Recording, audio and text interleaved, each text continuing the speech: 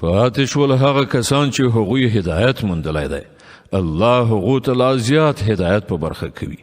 او هغو ته د هغو برخه تقوا ورکوي نو آیا دوی فقط د قیامت انتظار باسي چې هغه په ناڅاپي ډول ورباندې راشي د هغه علامات یعنی نښې نښانې خو راغلي دي کله چې هغه په خپل راشي نو د دوی لپاره به د نصیحت قبلولو څه فرصت باقی پاتې شي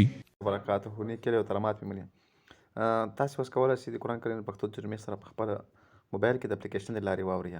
نو طریقه ډېره اسانه ده راځو پلی سټور ته پلی سټور هم څکله خلاص کړه دلته به تاسو ولیکئ قرآن پښتو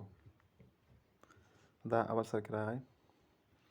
نو دلته تاسو ته ډېر اپلیکیشن راځي دا دریم کې راځي دا به خلاص کړئ ما ته یې ډاونلوډ کړی ده فقط زه تاسو کولی شئ دلته ویډیو بخش کتلی ښکارېږي ویډیو به خلاص کړئ دلته تاسو کولی شئ قرآن کریم پښتو ترجمې سره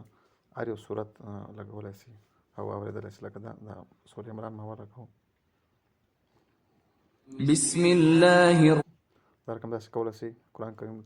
پښتو ترجمې سره سورتونه اورئ مننه کوم نو ای پیغمبره ښه وپوهېږه چې له الله نه پرته بل هیڅوک د عبادت وړ نشته او بخښنه وغواړه د خپلې ګناه لپاره هم او د مؤمنانو نارینه او ښځو د ګناه لپاره هم الله ستاسې په هلو ځلو باندې هم پوهیږي او ستاسې له استوګنځي نه هم خبر دی